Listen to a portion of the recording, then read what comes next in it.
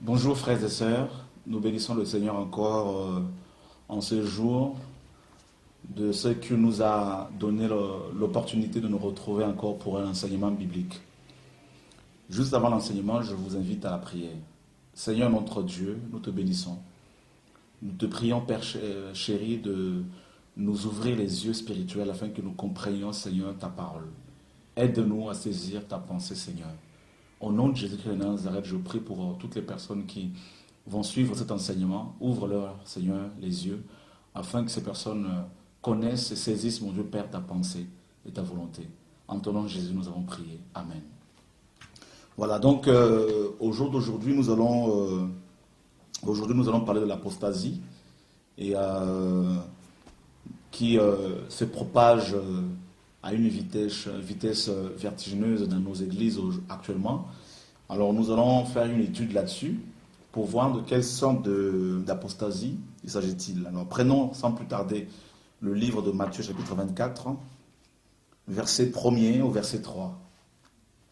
Comme Jésus s'en allait au sortir du temple, ses disciples s'approchaient de lui pour lui en faire remarquer les constructions.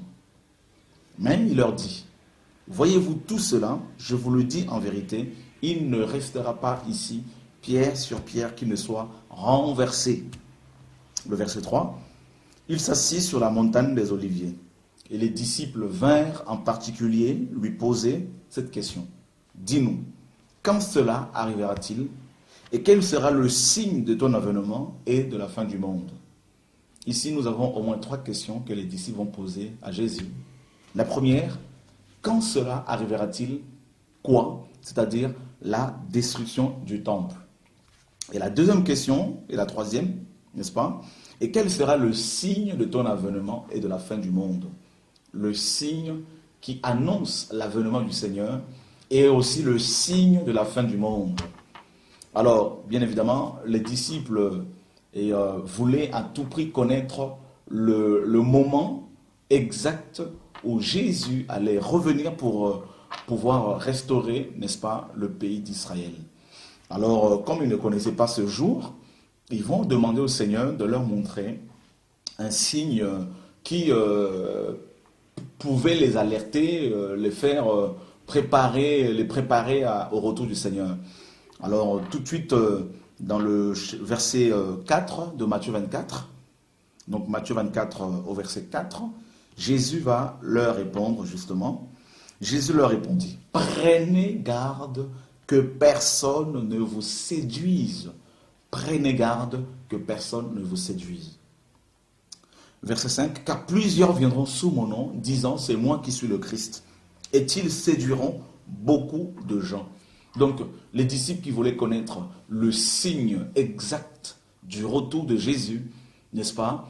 Ils vont poser la question: Seigneur, dis-nous, à quel signe connaîtra-t-on que tu reviens? Alors, Jésus va tout de suite leur dire: prenez garde, n'est-ce pas? Avant de donner un signe, justement, ce signe tant attendu, Jésus va leur dire: prenez garde que personne ne vous séduise. Or, le verbe séduire ici, en grec, c'est planao. Planao veut dire littéralement sortir du droit chemin, s'éloigner de la vérité, ou littéralement l'apostasie. En fait, Jésus dit à ses disciples: prenez garde que personne ne vous fasse tomber dans l'apostasie. Parce que l'apostasie, c'est quoi? C'est l'abandon de la foi. C'est le fait de façon délibérée, de sortir du droit chemin, n'est-ce pas? Et c'est aussi le fait de sortir du droit chemin de façon inconsciente, sans s'en rendre compte. On sort du droit chemin, on sort de la vérité. Alors Jésus va bien évidemment leur dire de faire attention parce que justement, beaucoup de gens, il dit, beaucoup de gens viendront sous mon nom et ils sortiront du droit chemin. Beaucoup de chrétiens, parce que bien évidemment, ce ne sont pas les païens qui vont être séduits parce qu'ils sont déjà dans la séduction. Ce sont ceux-là, n'est-ce pas, qui se réclament du Seigneur, qui se réclament de la Bible et qui se disent enfants de Dieu et qui vont malheureusement être séduits au point justement de sortir de la vérité et de tomber bien évidemment dans l'apostasie. Alors c'est plusieurs qui viendront parce que le Seigneur nous dit que plusieurs viendront sous mon nom. Alors ces plusieurs-là, qui sont-ils? Et bien évidemment, Matthieu 24, le verset 11, nous donne la précision par rapport à ces personnes qui vont venir et qui vont séduire les gens. Plusieurs faux prophètes s'élèveront et ils séduiront beaucoup de gens. Donc c'est plusieurs qui viendront pour séduire les chrétiens. Il s'agit bien sûr des faux prophètes. Et dans Matthieu chapitre 7 au verset 15, le Seigneur dira: méfiez-vous des faux prophètes, ils viennent en vous en vêtements des brebis, mais au fond d'eux, ce sont des loups ravisseurs, et vous le reconnaîtrez à leurs fruits. Alors bien évidemment, ces faux prophètes qui vont venir, parce que le Seigneur nous dit que plusieurs faux prophètes, il n'a pas dit quelques faux prophètes, il dit plusieurs faux prophètes s'élèveront. Alors le verbe s'élever ici, le verbe s'élever, et en grec, c'est egeiro. Egeiro veut dire littéralement réveil. Jésus annonce un réveil mondial des faux prophètes juste avant l'enlèvement de l'Église, juste avant son retour visible pour restaurer Israël.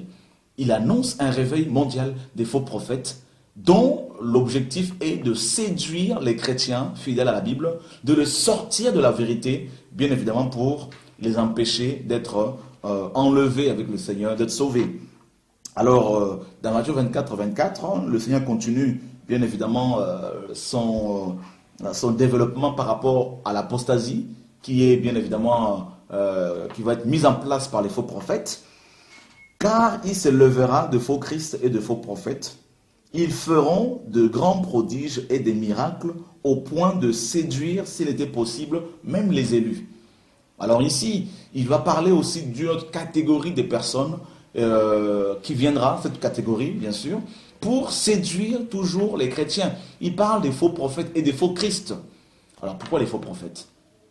Eh bien, vous savez que l'homme, d'après la parole de Dieu, a en lui la pensée de l'éternité. Ecclésiaste 3.11. Dieu a mis dans chaque homme la pensée de l'éternité. Alors là, l'homme est un adorateur. Il y a des faux, il y a des vrais. Tout homme est un adorateur. Alors, bien évidemment, les faux prophètes viendront parce que les hommes veulent connaître leur avenir. Alors, ils ont besoin d'entendre des belles paroles par rapport à leur avenir. Voilà pourquoi vous avez des médiums, vous avez des voyants dans le monde, et même les grands de ce monde vont les consulter. Parce que l'homme a besoin de connaître son avenir. Voilà pourquoi le diable va envoyer des faux prophètes. Et pourquoi des faux Christ?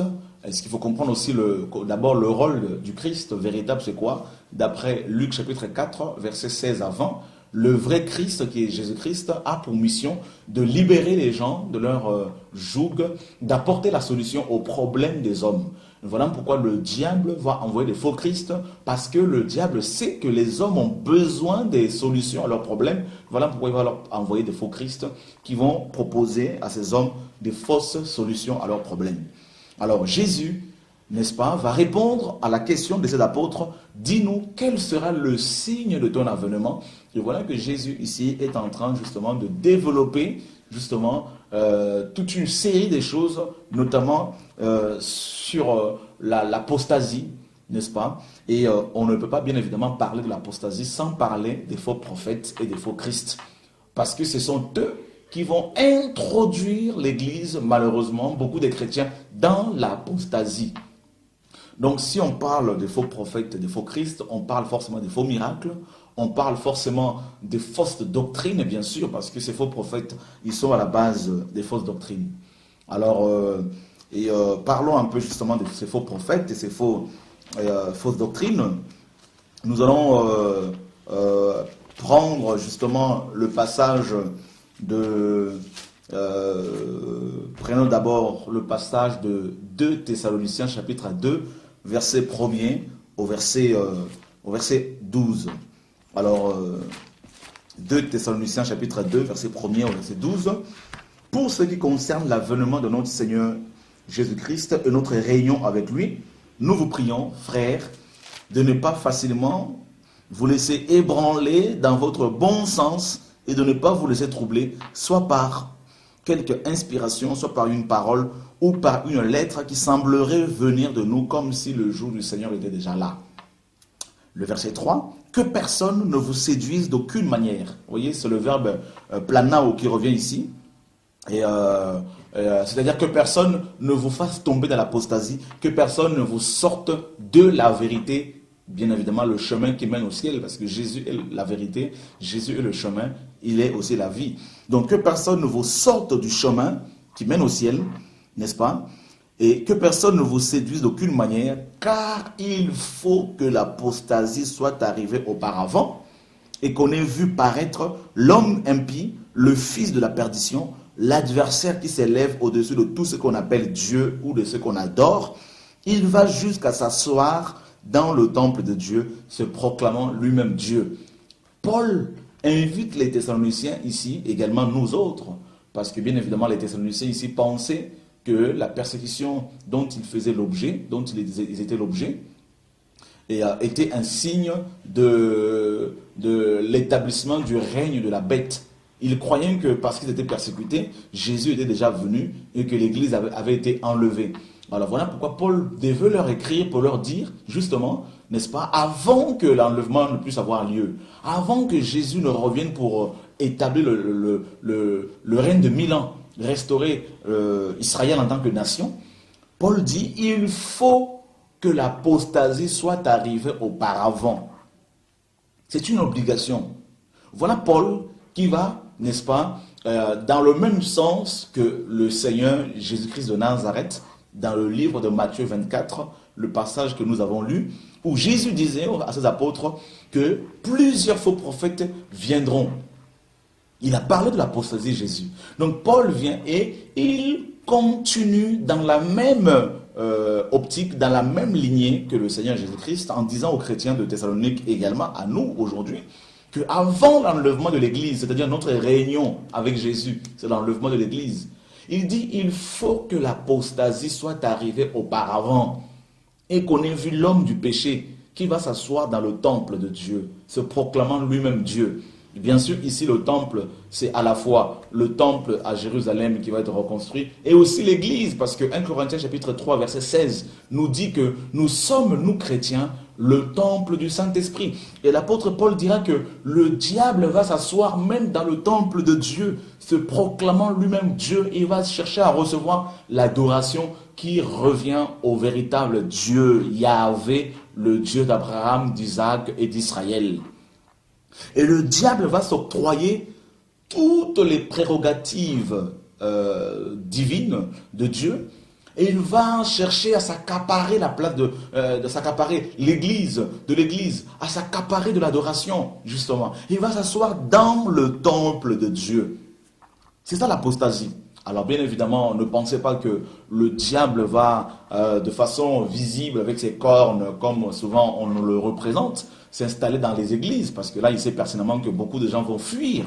Alors il est tellement rusé, la Bible nous dit qu'il aime se déguiser.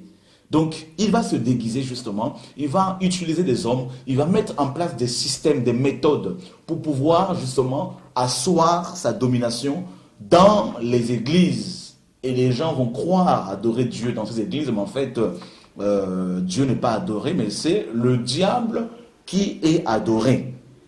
L'apostasie, qui est un des signes de la fin de temps, un des signes de l'avènement du Seigneur, qui annonce que Jésus, n'est-ce pas, n'est pas du tout loin. L'apostasie, l'abandon de la foi.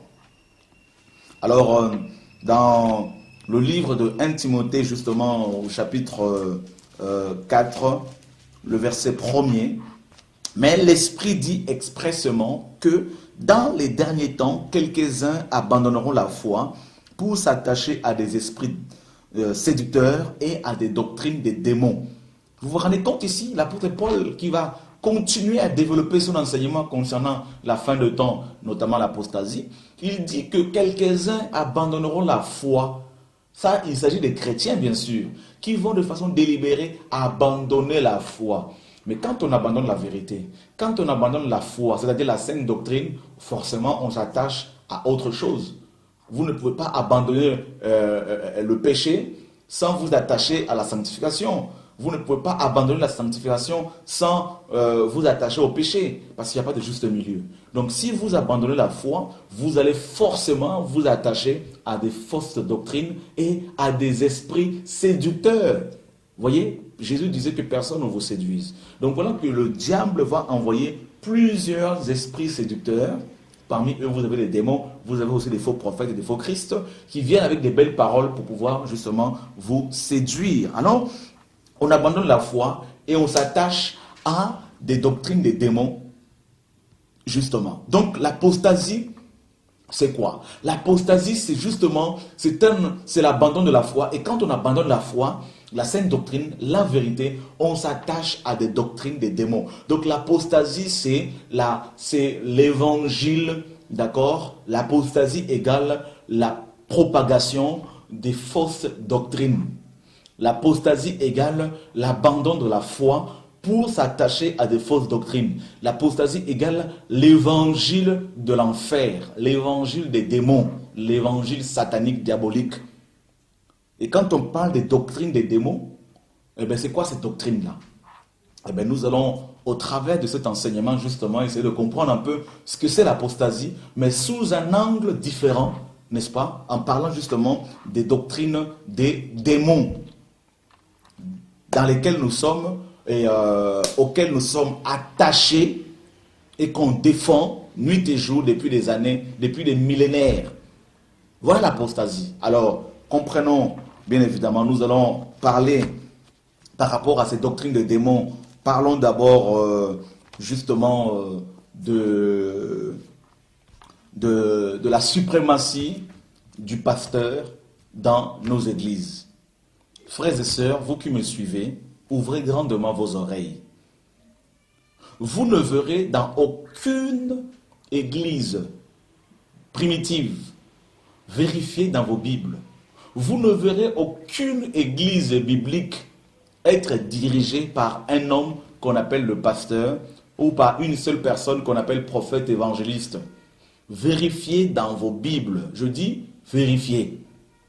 Parce que nous sommes à la fin de temps. Nous parlons de l'apostasie. Nous parlons de l'apostasie qui signifie les doctrines des démons, la propagation des doctrines des démons, l'abandon de la vérité pour s'attacher à des doctrines des démons. Alors, commençons à parler des doctrines des démons, justement.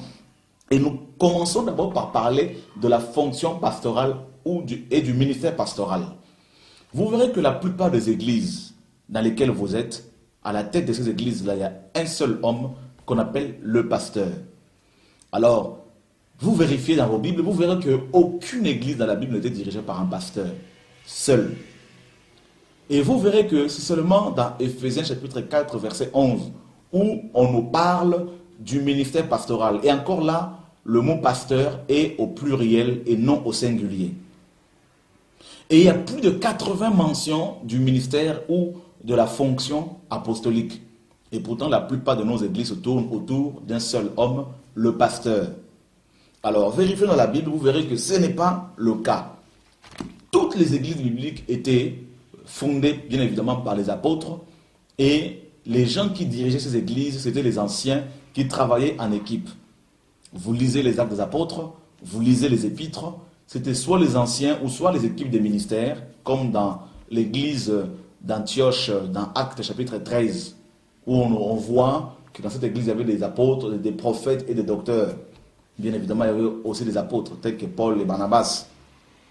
Alors, d'où vient qu'aujourd'hui, la plupart de nos églises tournent autour d'un seul homme, le pasteur, qui a fait des études théologiques et qui a reçu la sainte ordination et qui a seul le droit de baptiser, de bénir les mariages, et encore là, on verra ce que c'est le mariage biblique, d'enterrer les morts, de célébrer la communion, c'est-à-dire la Sainte Seine, de prêcher, de faire la cure d'âme, de visiter les malades et ainsi de suite, et de gérer aussi le bâtiment. Et vous verrez que la plupart de ces pasteurs aussi s'arrangent pour que leurs femmes aussi soient ordonnées ou consacrées pasteurs. Alors en tout cas, je n'ai pas vu ça dans ma Bible. Alors d'où ça vient? Laissez-moi vous dire que ces choses-là, n'est-ce pas, nous viennent d'un homme qu'on appelait Ignace d'Antioche, qui était un des pères de l'église, soi-disant. Et c'est lui qui a... Qu'est-ce que Ignace va faire? Donc Ignace d'Antioche, il a vécu entre 35 et 107 après Jésus-Christ. Et c'est lui, Ignace d'Antioche, qui disait que l'évêque a la puissance ultime et devait être obéi absolument.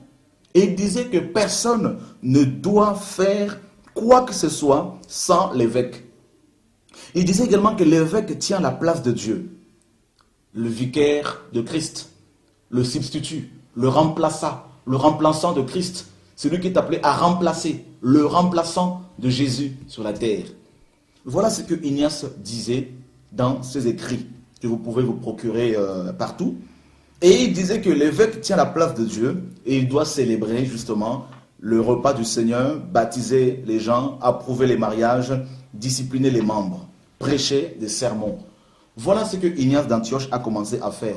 Il a commencé à élever un seul homme au-dessus de tous les autres. Voilà comment le pasteur va devenir l'homme à tout faire, n'est-ce pas? Et c'est Ignace d'Antioche qui a propulsé un seul homme au-dessus de toute l'assemblée locale.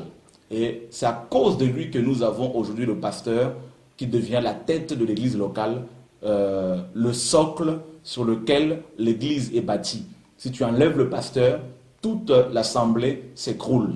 Alors dans ce cas-là, l'église n'est plus bâtie sur Jésus, mais elle est bâtie sur un seul homme, le pasteur. Et bien évidemment, Ignace d'Antioche a préparé aussi le cléricalisme, c'est-à-dire la séparation entre ce pasteur et ses membres et les fidèles. Donc, voilà maintenant comment le christianisme va se paganiser, comment l'église de Jésus-Christ va devenir une église pyramidale à la tête des assemblées. Il y a des hommes qu'on appelle les pasteurs qui sont les têtes et qui travaillent seuls. Bien évidemment, ils sont souvent entourés de leurs épouses qu'ils ont consacrées, pasteurs, évangélistes, prophétesses.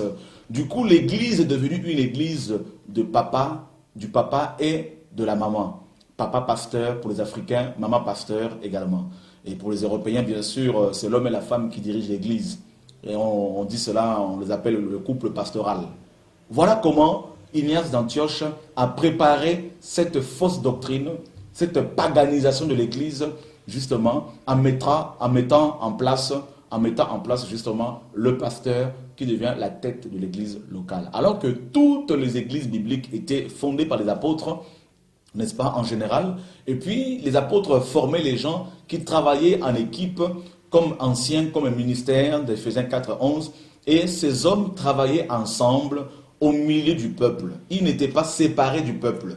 Donc, du coup, avec le cléricalisme, c'est-à-dire la séparation entre le clergé et les laïcs, eh bien, nous avons un homme qu'on appelle un empereur, l'empereur Constantin, qui a vécu vers le IVe siècle. Et c'est Constantin qui est le premier à employer les mots cléricalisme et ecclésiastique. Il estimait que le clergé chrétien méritait les mêmes privilèges que les fonctionnaires gouvernementaux de l'Empire romain. Voilà comment Constantin va propulser le prêtre, c'est-à-dire le clergé, n'est-ce pas, la tête de l'église locale. Il va le propulser au-dessus de tous les autres. Et le prêtre, le clergé, ne pouvait pas s'asseoir avec les membres.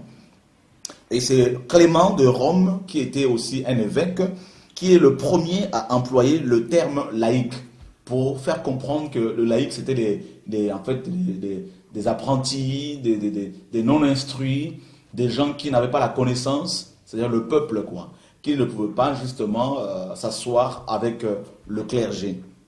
Alors, voilà comment le christianisme s'est paganisé, cette fausse doctrine qui élève le pasteur au-dessus de l'assemblée, et alors qu'on ne voit pas ça dans la Bible. Nulle part dans la Bible où on a vu la femme de Pierre, n'est-ce pas, consacrée pasteur, nulle part où on a vu la femme de Jacques, la femme de Barnabas, et pourtant ces hommes étaient mariés, sauf Paul, on voit pas on voit Paul célibataire, mais sinon la plupart étaient mariés. Mais nulle part on a vu, on a consacré leur femme pasteur. On voit Aquilas et Priscille qui travaillaient en tant que couple, mais ça c'est un cas exceptionnel. Mais malheureusement aujourd'hui dans la plupart des églises, que ce soit aux États-Unis, en Afrique, en France, en Europe, dans le monde entier, vous avez un homme et à sa femme à côté comme étant aussi maman pasteur, femme du pasteur. Et si le pasteur voyage, c'est sa femme qui gère l'entreprise. Et si la femme du pasteur voyage, c'est son mari qui gère l'entreprise. Et si les deux voyagent, eh bien, c'est un cousin qui vient prêcher ou un de leurs fils. Ou si tout le monde voyage, ben c'est un ami qui font venir de l'extérieur qui vient prêcher aux mêmes chrétiens depuis des années, les mêmes enseignements souvent, et jamais on ne vous donne l'opportunité de pouvoir parler, de pouvoir partager la parole à vous qui êtes là assis comme des spectateurs. Voilà comment les choses s'organisent. Alors quand il y a eu la réforme avec Luther et Calvin au 15e siècle, le 16e siècle, eh bien, qu'est-ce qui va se passer? Calvin et Luther n'aimaient pas le terme prêtre. Alors ils l'ont remplacé par prédicateur et pasteur. Alors Calvin et Luther vont confier aux pasteurs nouveaux deux fonctions essentielles, la prédication et la célébration de l'Eucharistie, la Sainte Seine. Alors bien évidemment, Calvin va rajouter une troisième fonction aux pasteurs, c'est-à-dire la cure des âmes. Donc la cure d'âmes dans vos églises, là c'est Calvin qui l'a créé, qui l'a mis en place. Alors voilà comment le pasteur nouveau dans l'église protestante va rentrer dans ses fonctions. Donc, et il va être un grand théologien parce qu'il fallait faire des études théologiques pour être ordonné pasteur.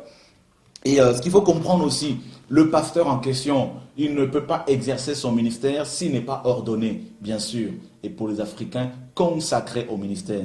Alors, ce qu'il faut comprendre, c'est qu'au IVe siècle, la théologie et le ministère étaient un domaine réservé, privé, n'est-ce pas, des prêtres. Donc c'est un domaine privé, donc réservé aux prêtres. Et c'est l'ordination maintenant qui permettait à ces hommes de pouvoir exercer leur ministère. D'accord? Alors qu'est-ce qui va se passer? Il y a un évêque, Augustin, il a vécu entre 293 et 373 après Jésus-Christ. Il a enseigné que l'ordination conférait, n'est-ce pas? Il disait que l'ordination confère une impression indélébile sur le prêtre, n'est-ce pas? Et ce qui l'autorise à accomplir ses fonctions sacerdotales. Et il disait également que le prêtre ainsi ordonné devenait le ministre de la parole, n'est-ce pas? Et l'ordination conférait un pouvoir au prêtre. Et l'ordination, en fait, ils ont à cette époque imité l'ordination dans les temples grecs, païens, romains païens, comment les prêtres païens étaient ordonnés. Et ils ont imité cette ordination, ils l'ont introduite dans l'église. Voilà pourquoi la plupart des églises ont des pasteurs ordonnés, c'est-à-dire si tu n'es pas ordonné avec une cérémonie pompeuse, c'est-à-dire une bonne soutane, une huile d'onction, spécialement aussi pour les uns qui viennent d'Israël, eh bien, s'il n'y a pas cette ordination, consécration publiquement, eh bien, l'homme pasteur ne peut pas accepter de servir le Seigneur fidèlement, efficacement, et même les chrétiens ne vont pas le reconnaître comme un pasteur. Donc c'est l'ordination qui fait de l'homme le pasteur. Et voilà comment nous avons, les prêtres catholiques, les évêques catholiques ont inventé l'ordination. Et vous avez dans beaucoup d'églises actuellement des pasteurs qui, après avoir fait des études théologiques, il y en a, ils ne font même pas d'études, ils se réveillent un beau matin comme ça, et puis ils commencent les églises avec 3-4 membres, et puis quand l'église atteint 15-20 personnes, maintenant ils vont s'organiser pour qu'ils soient ordonnés. Alors bien évidemment pour cela, ils vont faire venir leurs copains, soit des États-Unis, qui sont des archibishops, des archipapes, avec des soutanes et des toges romaines. Ils vont venir avec de l'huile d'onction, et puis ils vont leur imposer les mains, ils vont prophétiser sur eux, ils vont faire toute une cérémonie. Bien évidemment, il faut inviter ses amis collègues, ses collègues pasteurs de la région, et sa famille. Et c'est comme si le pasteur se mariait. Voilà. Alors que dans la Bible, on n'a vu nulle part où on a parlé de l'ordination. Quand on voit dans Actes chapitre 14, verset 23 par exemple, en ce qui concerne la nomination des anciens, qu'est-ce que la parole de Dieu nous dit par rapport à cela?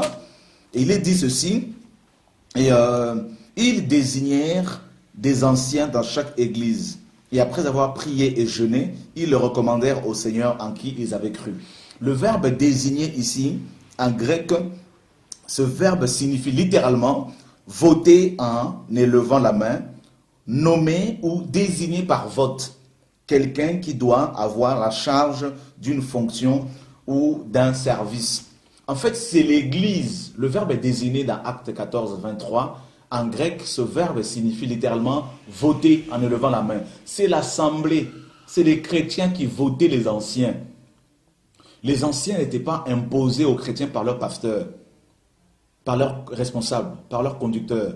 C'est les chrétiens eux-mêmes qui voyaient les fruits de ces hommes, qui reconnaissaient que tel frère remplit les fonctions de l'ancien. Parce que l'apôtre Paul dira même qu'il fallait que les anciens soient irréprochables. Comment voulez-vous savoir qu'un ancien, un frère est irréprochable si vous ne consultez pas l'Église? Parce que très souvent, ces hommes, ils sont fidèles avec leur pasteur, ils sont hypocrites, ils vont montrer un beau visage à leur pasteur parce qu'ils espèrent recevoir l'ordination, la consécration, mais c'est devant le peuple qu'ils vont manifester leur vraie nature. Alors, l'ordination n'est pas du tout biblique, c'est une invention humaine. Et l'ordination a commencé avec le concile de Nicée que l'empereur romain Constantin avait convoqué, où il y avait plus de 300 évêques catholiques. C'est là qu'ils ont décidé que pour être dans le ministère, il fallait recevoir la sainte ordination ou la consécration pour les Africains. Alors vous voyez que vos pasteurs qui vous consacrent au ministère, qui vous ordonnent avec des cérémonies comme pas poser avec des soutanes, ils ne se rendent même pas compte qu'ils travaillent comme des prêtres romains, grecs, dans des temples païens à l'époque. Donc voilà, tout ça, là, toutes ces choses-là font partie de l'apostasie, frères et sœurs. Alors maintenant, le pasteur étant ordonné, qu'est-ce qu'il va faire? Eh bien, il va maintenant commencer bien sûr, à vous donner le petit bout de pain qu'on appelle la Sainte Seine avec le petit verre de jus. La Sainte Seine, on dit c'est ça le repas du Seigneur. Frères et sœurs, vous qui me suivez, donnez-moi un seul verset dans la Bible où vous avez vu les apôtres prendre un petit bout de pain avec un petit verre de jus comme on vous le donne dans vos églises par vos diacres ou vos anciens. Ce n'est pas dans ma Bible, en tout cas, ce n'est pas dans la Bible. Mais d'où vient aujourd'hui, dans la plupart des églises, on donne aux chrétiens le petit bout de pain avec un petit verre de jus. On dit c'est ça la Sainte Seine. Ah ben, lisons la parole de Dieu, frères et sœurs, pour savoir si la Sainte Seine qu'on vous donne dans vos églises est vraiment d'origine biblique ou pas. Alors prenez, bien sûr, la Sainte Seine est biblique, mais en tout cas pas le petit bout de pain qu'on vous donne là. Marc chapitre 14, verset 12 au verset 25. Le premier jour des pains sans levain, où l'on immolait la Pâque, les disciples de Jésus lui dirent, « Où veux-tu que nous allions te préparer la Pâque ?» Et il envoya 2 de ses disciples et leur dit, « Allez à la ville, vous rencontrerez un homme portant une cruche d'eau, suivez-le. Où qu'il entre, dites au maître de la maison. Le maître dit, « Où est le lieu où je mangerai la Pâque avec mes disciples ?» Et il vous montrera une grande chambre haute, meublée et toute prête. C'est là que vous nous préparerez la Pâque. Les disciples partirent, arrivèrent à la ville et trouvèrent les choses comme il leur avait dit. Et ils préparèrent la Pâque. Le soir, le verset 17 de Marc 14. Le soir étant arrivé, il arriva avec les 12. Le verset 18. Pendant qu'ils étaient à table et qu'ils mangeaient. Ils étaient à table et ils étaient en train de manger. N'est-ce pas? Et le verset 22 nous dit, pendant qu'ils mangeaient, Jésus prit du pain, et après avoir rendu grâce, il le rompit, et le leur donnant, en disant, prenez, ceci est mon corps. Il prit ensuite une coupe, et après avoir rendu grâce, il la leur donnant, et ils en burent tous. Et il leur dit, ceci est mon sang, le sang de l'alliance qui est répandu pour beaucoup. Je vous le dis en vérité, je ne boirai plus jamais du fruit de la vigne jusqu'au jour où je le boirai nouveau dans le royaume de Dieu. Vous voyez que ici, Jésus envoie ses disciples pour lui préparer un endroit où il allait manger la Pâque. Et quand les disciples sont arrivés, ils ont trouvé une chambre haute meublée. Et le soir, nous dit la parole, Jésus est arrivé dans cette chambre. Ce n'était pas dans un grand bâtiment, mais dans une chambre meublée. Et il s'est mis à table, non avec une foule, mais avec les 12 apôtres. Ils étaient en tout 13. Parce que la Sainte Seine, c'est un repas familial. Donc, ils étaient autour de la table. Et la Bible nous dit, pendant qu'ils étaient en train de manger, ils mangeaient quoi? Ben, ils mangeaient l'agneau pascal. Ils mangeaient de la viande. De la vraie viande, de la bonne nourriture. Ils étaient à table en train de manger. Et pendant qu'ils mangeaient, Jésus va prendre du pain il va le rompre et il va leur donner à chacun. Est-ce que vous, quand on vous donne la Sainte Seine, là, le petit bout de pain, est-ce que vous êtes à table? Est-ce que vous êtes en train de manger comme c'est écrit dans la Bible? Ou est-ce que vos pasteurs passent dans les rangs avec les anciens, les diacres, avec des plateaux, avec des petits bouts de verre remplis de jus de raisin pour les uns et vin pour les autres, avec le petit bout de pain, et vous devez le prendre religieusement? Il ne faut même pas parler parce qu'il ne faut pas que le corps du Seigneur soit embêté. N'est-ce pas? On entendrait même les mouches passer. Hein? On entendrait carrément une mouche survoler parce que tellement que c'est la religion. Mais est-ce que tout ça c'est dans vos Bibles? Parce qu'il est écrit dans ma Bible ici, pendant qu'il mangeait, Jésus prit du pain. Il y avait un vrai repas. Il y avait une vraie nourriture. Il y avait le symbole à côté. Et quand on va dans 1 Corinthiens chapitre 11, toujours à propos de la Sainte Seine, le repas du Seigneur, à partir du verset 20, 1 Corinthiens 11, 20 à 26. Donc, lorsque vous vous réunissez, ce n'est pas pour manger le repas du Seigneur. Car, quand on se met à table, chacun commence par prendre son propre repas. Et l'un a faim, tandis que l'autre est ivre. N'avez-vous pas de maison pour y manger et boire? Ou méprisez-vous l'église de Dieu et faites-vous honte à ceux qui n'ont rien? Que vous dirai-je? Vous louerai-je? En cela, je ne vous loue point. Car j'ai reçu du Seigneur ce que je vous ai enseigné. C'est que le Seigneur Jésus-Christ, la nuit où il fut livré, prit du pain, et, après avoir rendu grâce, le rompit et dit, « Ceci est mon corps qui est rompu pour vous, faites ceci en mémoire de moi. » De même, après le souper, il prit la coupe et dit, « Cette coupe est la nouvelle alliance à mon sang, faites ceci en mémoire de moi toutes les fois que vous en boirez. » Après le souper, Jésus prit le pain, pendant qu'il mangeait, à table, il y avait une bonne nourriture, une vraie nourriture. Il prend le pain, il va le rompre, il va le distribuer, il mange, et après la nourriture, après le repas, après le souper, nous dit la parole, Jésus va prendre maintenant une coupe et il va la faire passer à chacun, ils vont boire dedans, et il dira, cette coupe, n'est-ce pas, est la nouvelle alliance, le sang de la nouvelle alliance. Est-ce que vous, quand on vous donne le petit bout de pain, quand on vous donne le petit verre de jus, est-ce que vous êtes assis autour d'une table? Est-ce que vous êtes en train de manger? Et ici, l'apôtre Paul était en train de reprendre les Corinthiens. Parce que quand ils se retrouvaient pour le repas du Seigneur, ils se mettaient à table, comme cela se faisait avec Jésus et ses apôtres, comme il a fait, comme ça se faisait dans l'église primitive. Chacun amenait sa nourriture. Maintenant, les premiers chrétiens corinthiens qui sont arrivés à l'assemblée avec leur nourriture, au lieu d'attendre les autres, ils ont commencé à manger et à boire. Et les retardataires, quand ils sont arrivés, ils ont trouvé leurs frères et sœurs complètement ivres, complètement ils étaient complètement rassasiés et ils étaient blessés. Et par là qu'on comprend que quand les premiers chrétiens se retrouvaient pour le repas du Seigneur, chacun amenait sa nourriture, c'était une agape, et puis ils apprêtaient une table, ils étaient autour de la table en question, et il y avait le pain et le vin qui représentaient le corps et le sang de Jésus. Mais il y avait un vrai repas, et ils prenaient ce repas avec le symbole ensemble. Et ils devaient s'examiner avant de prendre ce repas. Si quelqu'un était dans le péché, il ne fallait pas qu'il le prenne, comme Paul le dira.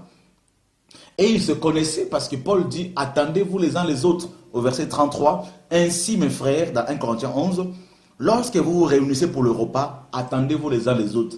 Donc ils se connaissaient. Pendant qu'ils se retrouvaient dans ces agapes, si par exemple Jacques n'était pas encore arrivé, on devait l'attendre. Si Pierre n'était pas arrivé, on devait l'attendre. Ils se connaissaient. Le repas du Seigneur était un repas familial. Et quand on remonte à l'origine de ce repas, c'est-à-dire la scène, la Pâque du Seigneur dans Exode 12, la Pâque devait être, l'agneau pascal devait être mangé dans chaque maison, dans chaque famille, pour marquer, n'est-ce pas, le caractère familial, privé de ce repas du Seigneur. Et les esclaves rachetés à prix d'argent pouvaient le manger, à condition qu'ils soient circoncis. C'est-à-dire, la circoncision pour nous aujourd'hui, c'est la conversion. Donc le repas du Seigneur, c'est un repas qui nous fait rappeler, n'est-ce pas, la mort du Seigneur. Et qu'est-ce que la mort du Seigneur Jésus-Christ à la croix a produit chez nous? Eh bien, c'est la délivrance. Donc le repas du Seigneur était un repas de délivrer du péché, n'est-ce pas? Et puis le Seigneur dit qu'il ne boira plus de nouveau, il ne boira plus jamais ce fruit de la vigne jusqu'à l'instauration du royaume de Dieu. Donc Jésus-Christ nous fait comprendre que dans le royaume de Dieu, la Sainte Seine sera de nouveau prise. Alors en fait, Jésus se référait, il faisait allusion à Ésaïe chapitre 25, le verset 6. L'Éternel des armées prépare à tous les peuples sur cette montagne un festin de mets succulents, un festin de vin vieux, de mets succulents, plein de moelle, de vin vieux clarifié. Voilà, ici, on nous parle d'un vrai repas. Il y a de la viande. C'est ça le repas du Seigneur. Donc, si vous voulez faire le repas du Seigneur, comme c'est écrit, eh bien, que chacun de vous amène son repas à l'assemblée, n'est-ce pas? Vous préparez votre repas, peu importe ce que vous pouvez préparer chez vous, et bien vous apportez ça à l'assemblée, et puis chacun amène son repas, vous apprêtez une table, vous allez vous asseoir autour d'une table, parce que vous vous connaissez, vous savez que tel marche dans la sanctification, tel marche dans la sanctification, et bien vous vous mettez autour de la table, vous avez le pain, n'est-ce pas, sans levain, vous avez le vin ou le jus de raisin, et bien vous mangez ce repas-là ensemble. Alors, d'où vient qu'aujourd'hui, dans nos églises, on nous donne le petit bout de pain avec un petit verre de jus distribué par, bien sûr, les diacres, le pasteur ou les anciens, ou encore quelqu'un que le pasteur, votre pasteur va désigner ce jour-là parce qu'il est de bonne humeur. Alors, ça vient du IVe siècle. Au IVe siècle, les termes repas du Seigneur et communion fraternelle ont été interdits. Et ils ont remplacé ce terme par le petit bout de pain, n'est-ce pas, et le petit verre de jus, et qu'on appelle l'Eucharistie, n'est-ce pas, action de grâce. Et puis, au IVe siècle, lorsqu'ils ont remplacé le repas du Seigneur par le petit bout de pain, en fait, ce repas était devenu un rituel sacré qui devait être administré par une personne sacrée, c'est-à-dire le prêtre, qui était consacré à cet office. Alors, alors qu'on voit dans le Nouveau Testament que les premiers chrétiens prenaient la Sainte Seine dans la joie, c'était un vrai repas. Et dans Actes chapitre 2, verset 46, la Bible nous dit qu'ils rompaient leur pain dans les maisons. C'est dans les maisons que les premiers chrétiens rompaient leur pain. Et ils prenaient ce repas du Seigneur avec joie, avec amour. Ils pouvaient passer toute une après-midi, toute une soirée pour prendre ce repas, pour se réjouir et se rappeler leur propre délivrance. Et pourtant, dans vos églises, le petit bout de pain qu'on vous donne là, le petit bout de pain, laissez-moi vous dire, qu'on vous donne dans vos églises, n'est rien d'autre que le petit frère de l'hostie catholique. Vous savez, le petit bout de pain rond catholique, par sa rondeur là, l'hostie n'est rien d'autre que le dieu soleil égyptien. Et voilà comment on a introduit cette fausse doctrine dans l'église, et beaucoup d'églises malheureusement donnent à ces fidèles, beaucoup de pasteurs donnent à leurs chrétiens, leurs fidèles, le petit bout de pain là. Ça, c'est l'apostasie. C'est l'abandon de la foi. Nous avons abandonné le repas du Seigneur au profit du petit bout de pain qui n'est rien d'autre que le petit frère de l'hostie catholique. On a bien beau se moquer des catholiques, du catholicisme romain, mais nous-mêmes sur le plan pratique, fonctionnel, évangélique, nous ne sommes pas mieux que les catholiques. Voilà pourquoi il faut que nos églises soient réformées. Nous devons revenir à l'évangile véritable. Lorsqu'on vous parle du réveil, oui, il faut que le réveil vienne. Laissez-moi vous dire, le réveil c'est quoi? Le réveil doit être le retour à la parole, doit être une prise de conscience. Nous devons nous rendre compte que nous avons enseigné des fausses doctrines, que nous avons introduit dans nos assemblées les fausses doctrines, les doctrines qui viennent de l'enfer. La suprématie du pasteur, qui consacre sa femme aussi pasteur, l'ordination qui vient du concile de Nicée en 325, n'est-ce pas? Et puis le bout de pain qu'on vous donne là, la Sainte Seine, que vous prenez religieusement. Et attention, si pendant que les anciens passent dans vos rangs pour vous donner le petit bout de pain et que vous avez le malheur de ne pas le prendre, alors votre pasteur va vous convoquer rapidement au bureau pour vous dire, vous n'avez pas pris le repas du Seigneur, c'est que vous êtes dans le péché. Voilà comment on met la condamnation sur les gens et comment nos églises sont malades. Alors bien sûr, vous avez vu que nous sommes dans l'apostasie, les églises sont dans l'apostasie, et il y a une autre apostasie, c'est-à-dire le mariage. Alors vous avez dans beaucoup d'églises, si vous n'êtes pas marié devant un pasteur, ben, votre mariage n'est pas reconnu. On vous demande par exemple, si vous êtes marié, est-ce que vous êtes marié devant Dieu? Eh ben, devant Dieu, pour beaucoup de gens, beaucoup de chrétiens, c'est devant l'homme de Dieu, le pasteur, qui devient en fait le vicaire, c'est-à-dire le remplaçant, le substitut de Jésus-Christ sur la terre. C'est lui qui, soi-disant, représente Dieu. Alors que la Bible nous dit que nous sommes tous chrétiens et nous sommes tous sacrificateurs, nous sommes tous ambassadeurs de Jésus sur la terre, n'est-ce pas? Nous sommes tous censés représenter le royaume de Dieu sur la terre. Eh bien, laissez-moi vous dire que dans la Bible, aucun mariage, que ce soit dans les Écritures, c'est-à-dire de Genèse à Malachie, ou dans Matthieu, de Matthieu à Apocalypse, de Genèse à Apocalypse, vous ne verrez aucun mariage être célébré par un rabbin, par un scribe, par un prêtre. Tous les mariages dans la Bible étaient célébrés par les familles. Et prenons le livre de 1 Corinthiens chapitre 7. Nous parlons de l'apostasie dans l'Église. Le verset 36. Si quelqu'un regarde comme déshonorant pour sa fille de dépasser l'âge nubile et comme nécessaire de la marier, qu'il fasse ce qu'il veut. Il ne pêche point qu'on se marie. Mais celui qui a pris une ferme résolution sans contrainte avec l'exercice de sa propre volonté et qui a décidé en son cœur de garder sa fille vierge, celui-là fait mieux.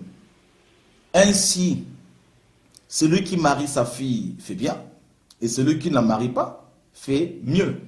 Donc l'apôtre Paul nous montre ici que c'est les parents qui marient leurs enfants.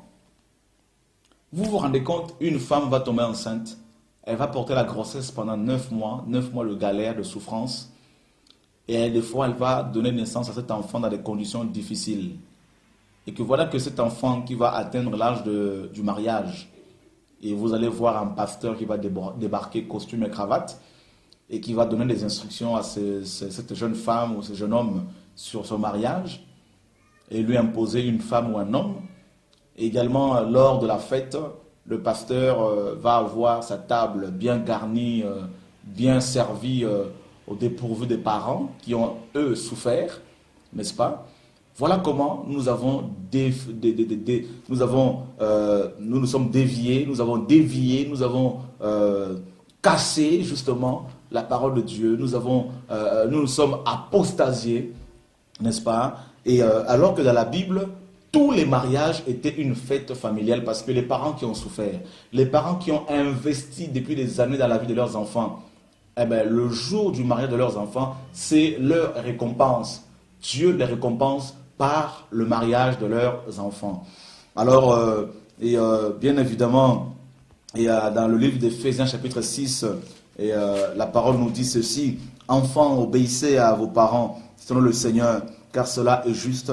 Honore ton père et ta mère, c'est le premier commandement avec une promesse afin que tu sois heureux et que tu vives longtemps sur la terre. » Donc, la parole de Dieu nous invite à honorer nos parents, selon le Seigneur bien sûr. Alors, lors du mariage, justement, c'est les parents, vos parents qui doivent être honorés, bien évidemment, parce que c'est eux qui ont souffert. Ce ne sont pas vos apôtres, vos pasteurs. Bien évidemment, nous pouvons souffrir concernant votre formation, mais nous ne devons pas, les pasteurs ne doivent pas prendre la place de vos parents. Vous voyez? Donc, le mariage est une fête familiale. Donc, vous voyez, au niveau de la famille, vous cherchez à ce que vos parents soient consentants, même s'ils s'opposent. Prenez le temps de la prière si vous êtes chrétien et que si Dieu approuve votre mariage, ne craignez pas parce que Dieu va disposer les cœurs de vos parents pour qu'ils puissent accepter votre mariage, votre union, mais permettez à vos parents de pouvoir se réjouir pendant votre mariage du fait qu'il vous ait élevé, engendré, enfanté, élevé, investi, qu'ils aient investi dans votre vie. C'est leur fête à eux. Si vous lisez dans Jean chapitre 2, les noces de Cana, Jésus était invité comme les autres invités. Il y avait un responsable de ce mariage. Et nulle part on a vu Jésus bénir ce mariage comme un prêtre, comme un pasteur. Le Seigneur était un invité. Donc le mariage est une fête familiale. Une fois que vous avez eu le consentement de vos familles, bien évidemment, il faut maintenant aller devant le maire de la ville où vous êtes, où vous habitez. Et nous voyons cela dans Romains chapitre 13, que toute personne soit soumise aux autorités supérieures, car il n'y a point d'autorité qui ne vienne de Dieu, et les autorités qui existent ont été instituées de Dieu. C'est pourquoi celui qui s'oppose à l'autorité résiste à l'ordre que Dieu a établi, et ceux qui résistent attireront une condamnation sur eux-mêmes. Ce n'est pas pour une bonne action, c'est pour une mauvaise que les magistrats sont à redouter. Veux-tu ne pas craindre l'autorité, fais le bien et tu auras son approbation. Le magistrat est supérieur, le magistrat est serviteur de Dieu pour ton bien. Mais si tu fais le mal, crains, car ce n'est pas en vain qu'il porte l'épée, étant serviteur de Dieu pour exercer la vengeance et punir ceux qui font le mal. Les magistrats ici, il ne s'agit pas, les autorités ici, il ne s'agit pas, bien évidemment, des pasteurs. Ce verset de Romains 13 a été, et souvent, jusqu'à ce jour, mal interprété. On l'attribue aux apôtres, aux pasteurs, aux docteurs. Non, les autorités dont il s'agit ici n'ont rien à voir avec les autorités spirituelles. Les autorités dont il s'agit ici, la Bible précise, ce sont des magistrats. Le maire de votre ville est un magistrat. C'est le premier magistrat de la ville. Donc, vous devez aller devant lui. La Bible dit que le maire de ta ville, qui est un magistrat, est un serviteur de Dieu. Donc, si tu te maries devant le maire, ça veut dire que tu es marié devant Dieu. Parce que Dieu est esprit. Dieu est esprit. Dieu n'est plus dans les bâtiments qu'on appelle église. Et Dieu n'est pas seulement représenté par ton pasteur. Si tu es chrétien et tu marches dans la crainte de Dieu, tu es enfant de Dieu. Et si tu es enfant de Dieu, eh bien, tu représentes aussi Dieu sur la terre. Voilà ce que la parole de Dieu nous dit, chrétien. Donc, se marier devant Dieu égale se marier au sein de la famille et se marier devant le maire de sa ville. Vous me direz, mais oui, mais et nos pasteurs? Mais laissez-moi vous dire, nulle part dans la Bible où on a vu un pasteur bénir un mariage. Ça vient de la religion catholique, ça vient du monde. La Bible ne donne pas aux pasteurs cette responsabilité.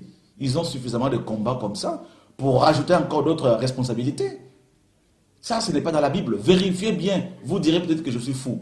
Mais si je suis fou parce que j'aime la vérité, alors à Dieu soit la gloire. Mais si je suis fou parce que vous pensez que je suis fou, parce que je suis égaré, eh bien dans ce cas-là, prenez le temps de vérifier dans vos Bibles si ce que je vous enseigne est scripturaire et biblique ou pas. Nulle part dans la Bible où on a vu un pasteur bénir un mariage. Alors bien évidemment, beaucoup vont utiliser le passage de Hébreux 13, 4, que le mariage soit honoré de tous. Écoutez, tous là, et on n'en a pas parlé de pasteurs.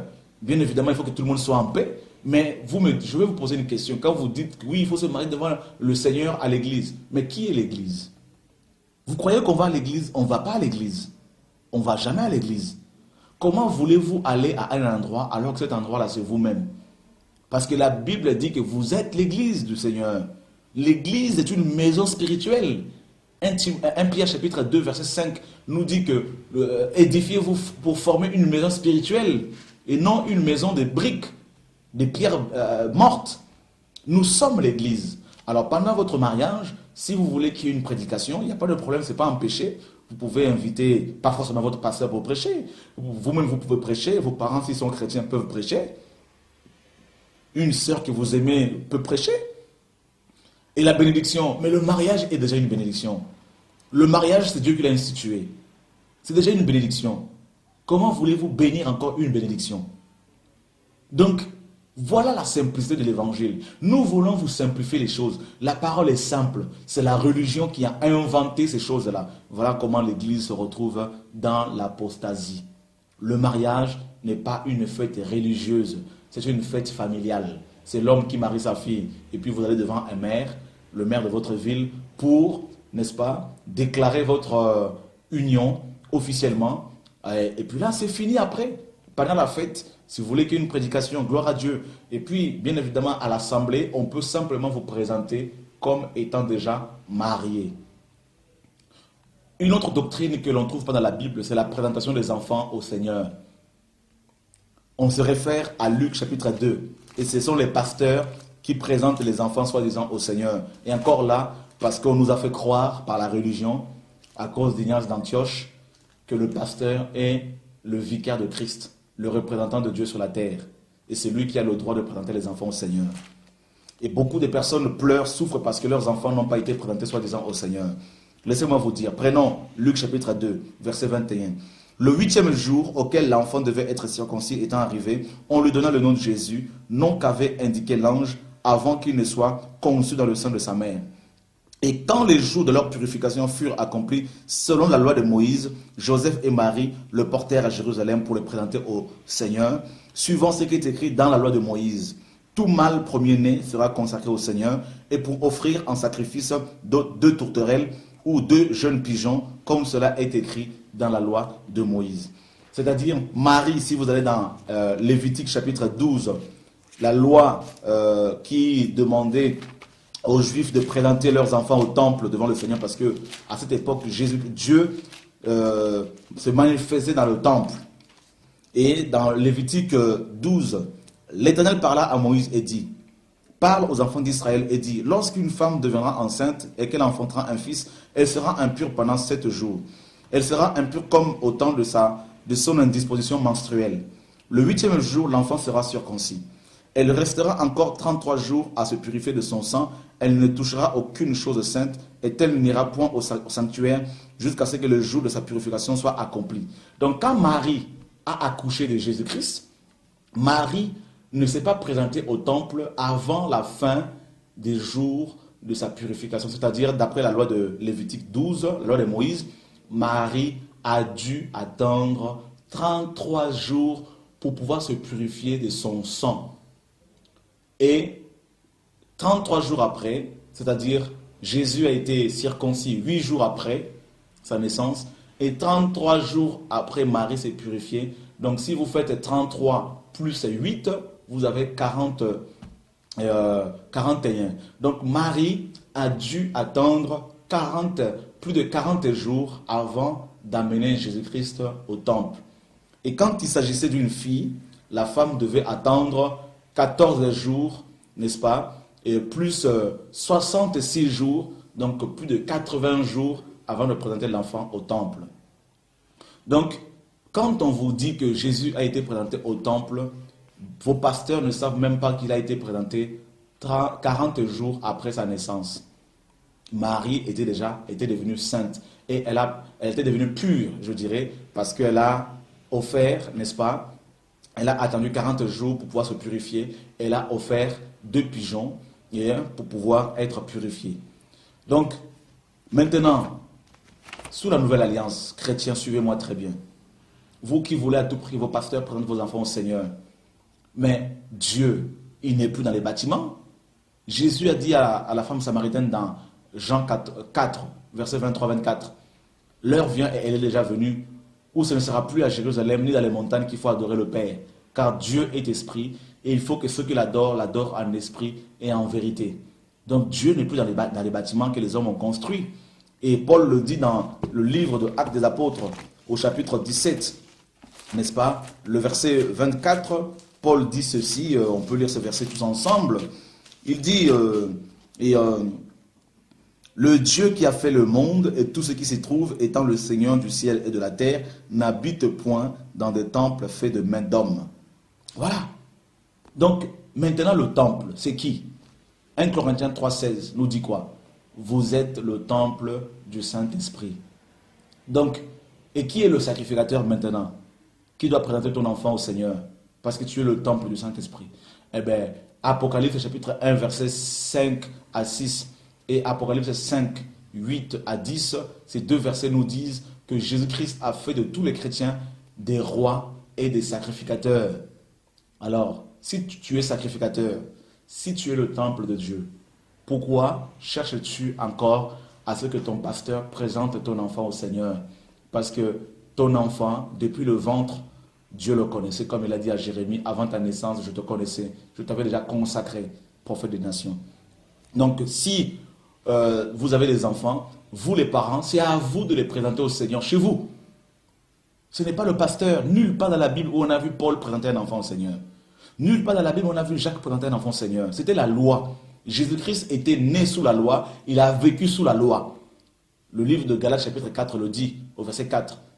lorsque les temps ont été accomplis, Dieu envoya son Fils, né d'une femme, né sous la loi. Voilà pourquoi Jésus s'est comporté en observateur de la loi. Parce qu'il était sous la loi. Mais quand il est mort et ressuscité, la loi a été accomplie. Et la parole nous dit dans Romains chapitre 10, verset 4, Christ est la fin de la loi. Voilà pourquoi, n'est-ce pas, ni la dîme.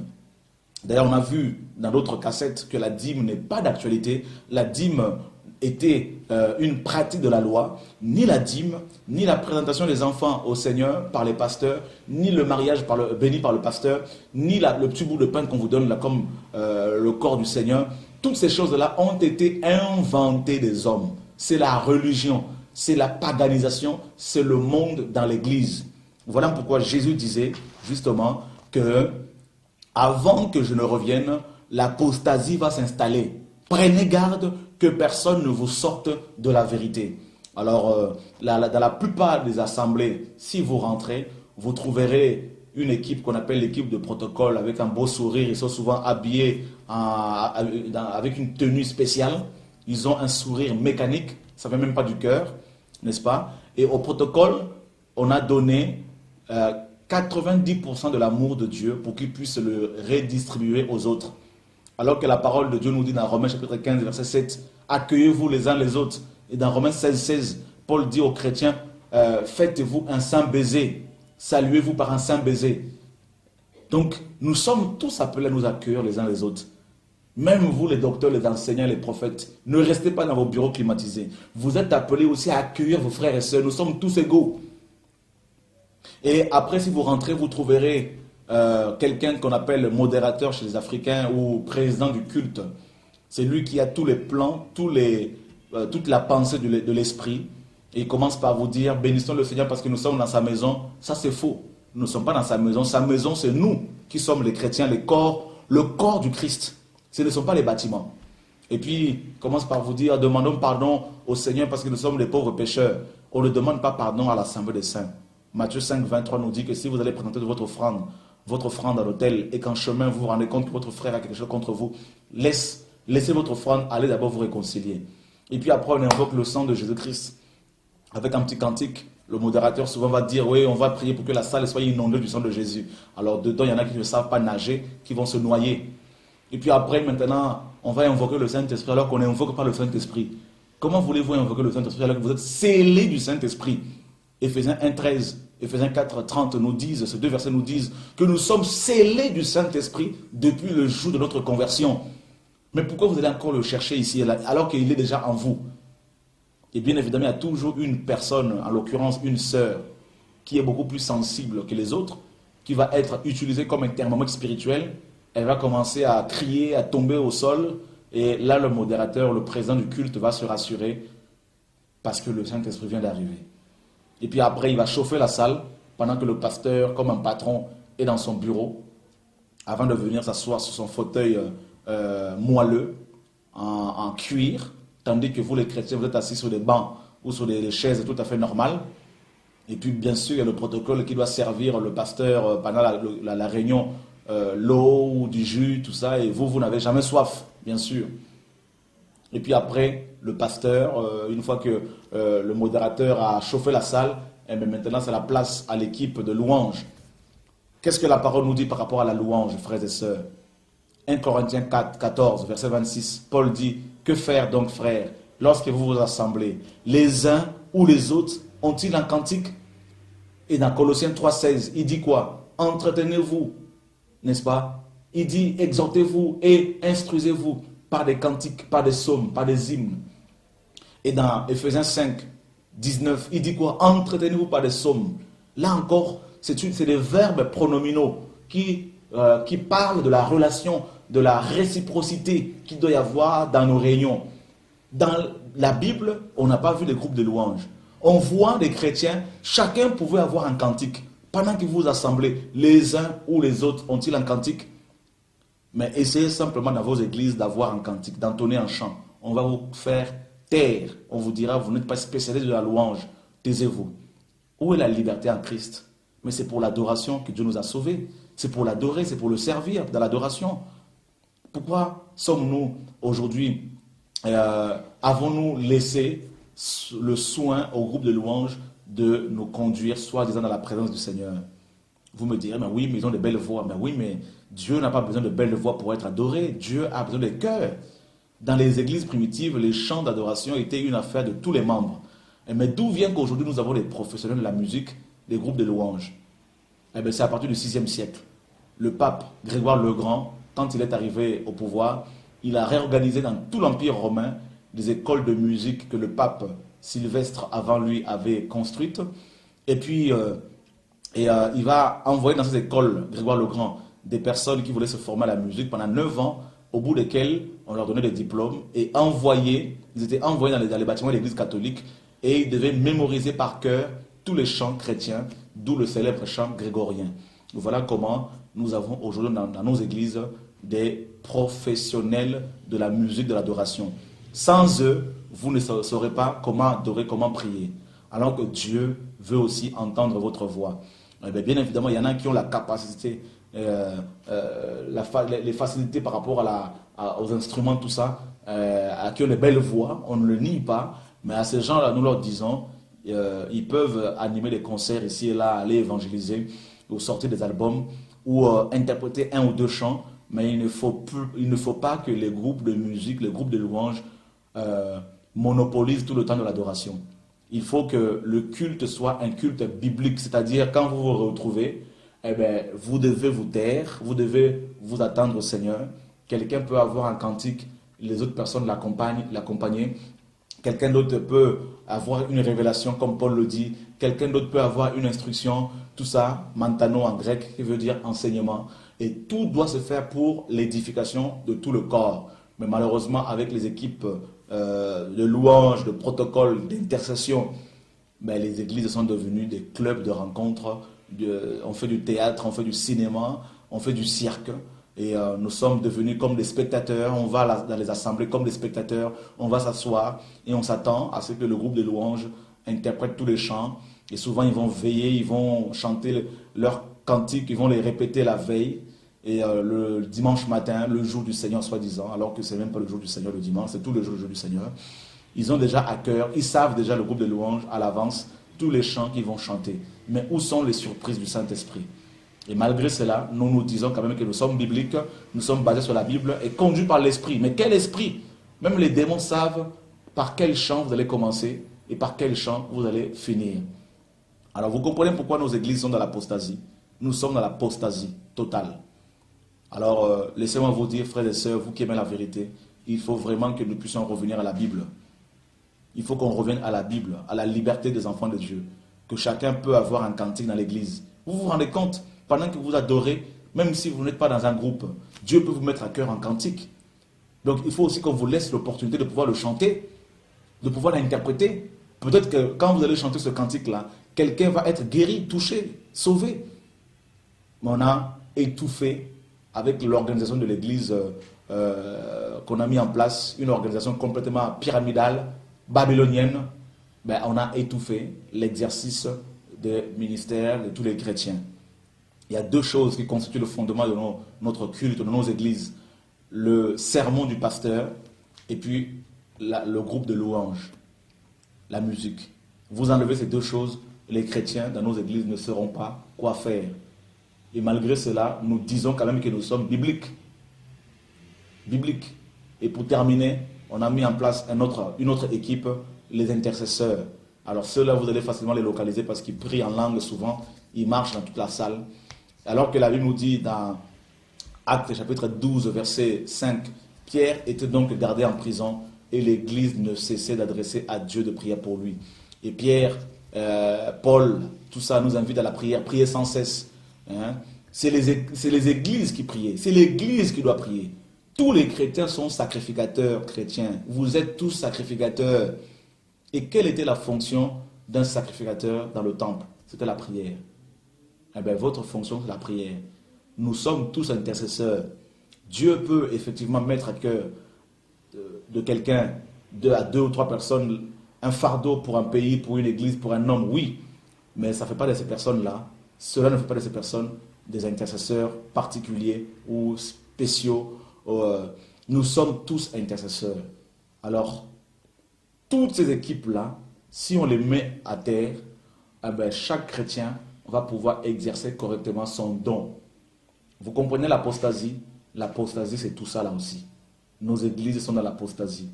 Alors, comprenez bien que quand nous parlons de la réforme de l'église, beaucoup sont choqués. Chrétiens, je vous en prie, vérifiez dans vos Bibles ce qu'on vous enseigne. Vérifiez comme les Juifs de Bérée dans Actes 17, 11. Examinez les Écritures. Jésus revient bientôt. Il y a l'apostasie dans nos églises. Il y a le mensonge. Des pasteurs prennent la place de Dieu. Des pasteurs qui couchent avec des femmes d'autrui. Des pasteurs qui divorcent, qui se remarient. Des pasteurs qui consacrent leurs femmes pasteurs. Des pasteurs qui donnent de fausses prophéties. Des pasteurs qui inventent toutes sortes de doctrines sataniques pour pouvoir manipuler les gens, voler les gens. Des pasteurs qui sont du matin au soir tout le temps costume, cravate, parce qu'on leur dit que c'est l'habit des pasteurs. Je suis désolé, Jésus n'avait pas un accoutrement spécial. Il faut être simple, pasteur. Nous devons nous repentir, nous devons revenir à la Bible, nous devons revenir à la parole de Dieu. Et je proclame, je prophétise que Jésus désormais sera glorifié dans les cœurs des chrétiens, dans nos églises. Et la vérité, vous ne pouvez pas la cacher, pasteur, que vous le vouliez ou pas, la vérité va triompher. La vérité va délivrer le peuple de l'Éternel. Et dans Jean chapitre 8, verset 32, Jésus dit, vous connaîtrez la vérité et la vérité vous affranchira. Jésus n'a pas dit, vous connaîtrez un séminaire.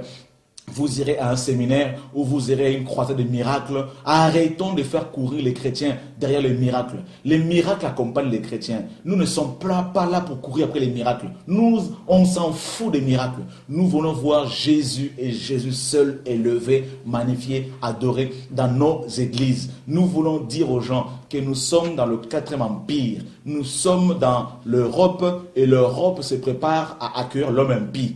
Le nouvel ordre mondial. Ouvrez vos yeux. Nous devons revenir à la Bible. Je vous dis que dans les jours à venir, la persécution va atteindre toutes les églises. On va obliger les églises à fédérer, à rentrer dans la Fédération protestante de France, à rentrer dans l'écuménisme. Et si vous ne rentrez pas, on va fermer vos locaux. Alors préparez-vous à repartir dans les maisons. Arrêtez de tromper les gens en donnant des fausses prophéties, vous les prophètes, en disant aux gens qu'il va y avoir un réveil mondial, des miracles de guérison. Arrêtez de dire des mensonges au nom de l'Éternel. Il n'y aura pas ce réveil mondial des miracles, des guérisons. Il y aura un réveil mondial, oui, mais des faux prophètes et des fausses prophéties, des fausses doctrines. Et nous devons préparer l'Église à passer par la persécution parce que Dieu l'envoie cette persécution pour purifier son Église, pour la préparer à l'enlèvement, pour la préparer à son retour. Nous devons préparer les saints à passer par la persécution. Préparez vos maisons pour accueillir vos frères et sœurs. Préparez vos maisons pour accueillir des serviteurs de Dieu, des servants de l'Éternel. Préparez-vous à avoir des petits groupes dans vos maisons, car la persécution va commencer ici en France, en Allemagne, dans l'Europe. Vous devez vous préparer. Pasteurs, repentez-vous de l'adultère, repentez-vous de l'impudicité, repentez-vous du mensonge, repentez-vous des fausses doctrines que nous avons introduites dans nos églises. Nous devons revenir à la Bible. La Bible est digne de confiance. Il faut que le culte biblique soit restauré, que les chrétiens comprennent qu'on ne va pas au culte, qu'on rend un culte à Dieu. Chez nous à la maison, comme Romains 12 le dit, comme Philippiens 3 le dit, offrez vos corps comme un sacrifice vivant. Nous devons prêcher. Continuez à prêcher la vérité. Vous, pasteurs qui prêchez la vérité, vous, évangélistes qui prêchez la vérité, vous, chrétiens qui aimez la vérité, continuez à dénoncer le péché. Continuez à dire aux gens que s'ils ne se répandent pas et qu'ils meurent dans le péché, dans l'homosexualité, dans le lesbianisme, dans le mensonge, la cupidité, ils iront en enfer. Continuez à dénoncer la sorcellerie. Continuez à prêcher la vérité. Même si vous restez 3-4 personnes, ce n'est pas un problème. De toute façon, Dieu n'est pas le Dieu de la foule. Dieu est le Dieu du reste. Il faut que l'autel soit restauré, il faut que les églises soient réformées, il faut que la vérité soit touchée, soit proclamée dans toutes les églises. Sortez de Babylone, sortez de Babylone. Apocalypse 18, 4, Dieu dit, mon peuple, sortez du milieu de Babylone. L'église est dans la Babylone. Sortez du milieu d'eux. Arrêtez de faire des programmes de miracles et guérisons. Paul n'a pas prêché les miracles. Pierre n'a pas prêché les miracles. Ils ont prêché Jésus. Ils ont glorifié Jésus. Ils n'avaient ni or ni argent. Mais ils disaient ce que nous avons, nous vous le donnons. Au nom de Jésus, soyez libérés. Mais vous faites des miracles. Vous prêchez des miracles ici et là. Vous prêchez sur l'onction. On s'en fout. On est fatigué de toutes ces bêtises. On est fatigué que vos bâtiments deviennent des tombeaux blanchis dans lesquels vous emmagasinez les enfants de Dieu qui deviennent des morts vivants. Nous sommes fatigués de voir comment vous mettez l'accent sur des méga-churches, des églises, des bâtiments, des grandes églises numériquement parlant qui sont remplies de morts et de cadavres. Nous sommes fatigués de toutes ces offrandes que vous faites là, non pour faire avancer l'œuvre du Seigneur. Au lieu de former des missionnaires, de libérer les missionnaires, vous amenez les gens à rester dans vos bâtiments là comme des boîtes de sardines. Nous sommes fatigués de toutes ces choses-là. Dieu vous demandera des comptes. Dieu nous demandera des comptes. Alors, repentez-vous. Je dirai la vérité, même si ça vous choque. Dieu m'a dit de parler, de prêcher sa parole, et je parlerai jusqu'à la fin de ma vie. Je dirai la vérité, je dirai toujours la vérité. Et mon objectif, ce n'est pas de dire aux gens, venez prier chez nous. Non, non, on n'est pas la véritable église. On n'est pas la seule vraie église. L'église corps du Christ est invisible. C'est à vous de prier Dieu pour que Dieu vous oriente là où la vérité est prêchée. Mais sortez des églises où vous voyez les pasteurs consacrent leurs femmes pasteurs, où vous n'avez pas droit à la parole, où on ne vous forme pas pour vous aider à servir le Seigneur. Parce que parmi vous qui êtes assis dans ces églises, il y a des pasteurs, des apôtres, des prophètes. Vous devez être formés et travailler dans les églises. Vous pouvez aussi avoir des cantiques, même si vous n'êtes pas dans le groupe de louanges. Vous pouvez aussi intercéder parce que vous êtes intercesseurs tous. Vous pouvez aussi exercer le ministère que Dieu vous a donné dans la guérison. Arrêtez d'être toujours depuis 15 ans dans une même église, d'être des spectateurs. Arrêtez d'être spectateurs. Il est temps que vous puissiez comprendre quel est votre appel, votre ministère, parce que Jésus vous demandera des comptes à la fin de temps. Ouvrez vos yeux, mes frères et sœurs. Que Dieu vous bénisse, que Dieu bénisse la France, l'Europe et tous les pasteurs qui prêchent la vérité, tous les apôtres qui prêchent la vérité. Je crois que Dieu va susciter beaucoup d'apôtres, beaucoup de prophètes authentiques qui vont parler. Que Dieu vous bénisse au nom de Jésus-Christ de Nazareth.